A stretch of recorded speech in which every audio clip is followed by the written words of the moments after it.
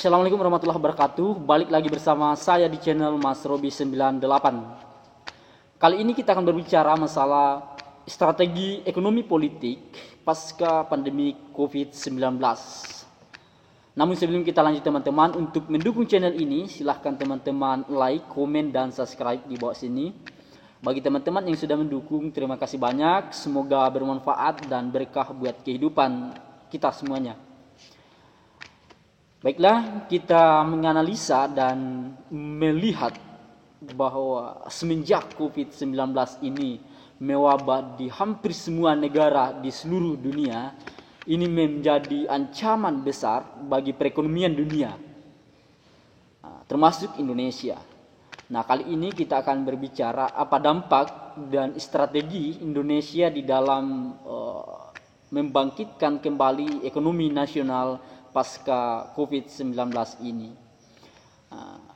Bicara masalah pasca COVID-19 ini, tentu kita berbicara masalah kapan selesainya. Tidak ada satupun orang yang bisa memprediksi bahwa COVID-19 ini akan berakhir di sekian. Walaupun bisa diprediksi memang, tapi tidak ada yang bisa memastikan bahwa akan berakhir di bulan sekian. Oleh karena itu tentu pemerintah Indonesia itu sendiri mempunyai persiapan dan strategi di dalam mempersiapkan perbaikan ekonomi nasional dengan biasa diistilahkan stimulus ekonomi nasional. Nah, bicara ekonomi itu berbicara tentang kehidupan langsung atau kehidupan orang banyak, berkaitan dengan berkaitan langsung dengan kebijakan banyak orang. Nah, kalau misalnya kita umpamakan bahwa ekonomi itu adalah masing-masing individu itu ketika awalnya mempunyai pekerjaan tetap, mempunyai penghasilan tetap, tiba-tiba harus berhenti, maka apapun yang ada di dalam dompet orang tersebut, maka itulah yang menjadi modal untuk kehidupan sehari-harinya. Sama dengan negara. Awalnya negara mempunyai penghasilan APBN dalam hal ini, tiba-tiba harus berhenti. Semua investasi, semua usaha-usaha di dalam badan usaha milik negara BUMN itu harus berhenti secara serentak. Semua penghasilan termasuk di sektor pertambangan, sektor perdagangan, sektor lain-lainnya itu harus berhenti secara serentak. Tentu ini akan berdampak buruk dan berdampak luar biasa terhadap perkembangan ekonomi nasional. Tentu bukan hanya Indonesia, seluruh dunia pasti mempunyai persiapan. Bukan hanya dipikirkan bagaimana caranya menyelamatkan nyawa-nyawa yang sudah terancam, bahkan nyawa yang sudah terancam untuk berjatuhan kembali, karena kita ketahui bahwa nyawa sudah banyak berjatuhan. Bukan hanya berpikir di situ, tetapi bagaimana ketika virus corona ini berakhir, mengembalikan hajat hidup masyarakat kembali sejahtera seperti semula. Inilah yang harus diperhatikan oleh pemerintah. Sehingga wajar kita melihat selama ini sejak COVID-19 ini banyak yang menilai bahwa pemerintah tumpang tindih di dalam mengambil kebijakan. Ya memang kalau misalnya kita melihat dari kebijakan publik yang diambil itu, tentu Indonesia sebesar ini dengan pulau ribuan, dengan luas Indonesia yang begitu besar, dengan provinsi 34 dan kabupaten ratusan, itu tentu tidak mudah untuk mengaturnya. Sehingga tentu saja kebijakan yang diambil pemerintah mungkin tidak sesuai dengan harapan bersama di tengah keresahan bersama, di tengah kesulitan untuk kembali menjadi warga dan bangsa yang sehat seperti semula. Tentu apa-apa yang harus dilakukan di dalam menunjang ekonomi, yang paling berpengaruh dalam peningkatan ekonomi itu produk dalam negeri. Apa yang diproduksi, sehingga ketika semua masyarakat mempunyai strategi masing-masing, bukan hanya kepala negara dalam hal ini presiden, bukan hanya kepala daerah dalam hal ini gubernur, bupati, wali kota, sampai kepala desa, tetapi pada semua warga mempunyai strategi masing-masing, tentu gotong royong ini akan membangunkan ekonomi Indonesia. Dan sangat disayangkan dan mohon maaf jika kita melihat bahwa kondisi politik itu, ya tidak dipungkiri bahwa perpolitikan itu ada saja yang dalam tanda kutip menginginkan ini, bukan virus yang diinginkan, tapi menginginkan bahwa penguasa mengalami kesulitan, sehingga apa yang diprogramkan oleh penguasa itu tidak tercapai. Namun ya, kalau misalnya teman-teman mendengar kata-kata saya ini, mungkin itu tidak masuk akal, tetapi ketika kita mengamati dan menganalisa perpolitikan nasional, itu betul-betul terjadi. Saya ambil contoh program nasional. Ada beberapa program nasional yang berpotensi gagal karena COVID-19. Salah satunya pemindahan ibu kota baru.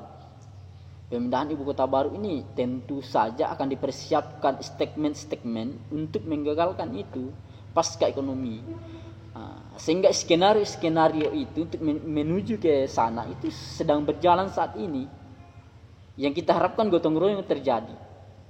Bukan saya membela penguasa, saya katakan bahwa seperti ini atau menghasut masyarakat, tetapi marilah kita cerdas di dalam menilai perpolitikan nasional.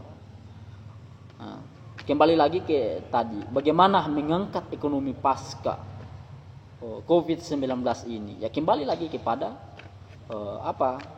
masing-masing pengusaha, bagaimana kita tidak mengharapkan orang lain dalam tanda kutip, tetapi kita bagaimana caranya bergotong royong di dalam mengembangkan dan mengangkat ekonomi nasional. Inilah yang harus dilakukan. Selain itu memang kebijakan-kebijakan publik yang diambil oleh pemerintah ini perlu sekali memperhatikan banyak aspek. Mungkin banyak di antara kita yang menyatakan bahwa aspek kesehatan itu penting sekali dan tidak perlu berpikir ini itu. Hampir semua warga masyarakat awam termasuk saya itu mengira bahwa COVID-19 ini kita hanya melihat kesehatannya, tidak. Kita juga harus melihat ekonomi, sosial, budaya, politik yang paling penting juga. Mengapa?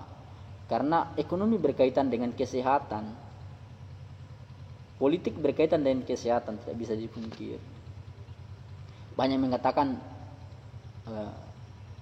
kesehatan itu lebih penting, Pak. Tidak perlu pikirkan ini itu. Selamatkan dulu warganya. Itu menurut saya itu adalah pemahaman yang keliru. Karena untuk membangun negeri ini kita harus melihat semua aspek yang ada. Ya memang bagi kita yang hanya dalam tanda kutip mohon maaf hanya memikirkan bahwa ini tuh yang dipikirkan, memang pemikiran kita seperti itu. Tetapi pemimpin dalam hal ini, pemerintah itu harus melihat semua aspek. Karena dalam politik itu sendiri tidak ada yang sempurna, tidak ada yang 100% benar. Hanya ya bagaimana pemerintah itu atau pemimpin itu mengambil sebuah kebijakan yang condongnya lebih banyak positif daripada negatifnya. Ini yang harus diperhatikan bersama-sama. Kalau kita tidak gotong royong di dalam menghadapi COVID-19 ini, maka semuanya akan hancur. Kesehatan akan hancur, korban akan lebih banyak lagi berjatuhan. Selain itu, ekonomi akan hancur. Banyak yang menyuarakan krisis ekonomi. Krisis moneter seperti 98 ini itu lebih lucu lagi. Kita harus bedakan bagaimana peristiwa 98 dengan sekarang. Ya, peristiwa 98 dengan sekarang. Sekarang itu semua negara mengalami penurunan ekonomi. Dan semua negara yang punya strategi masing-masing dan mempunyai dan saling berlomba untuk memperbaiki ekonominya. Kembali lagi kepada strategi ekonomi.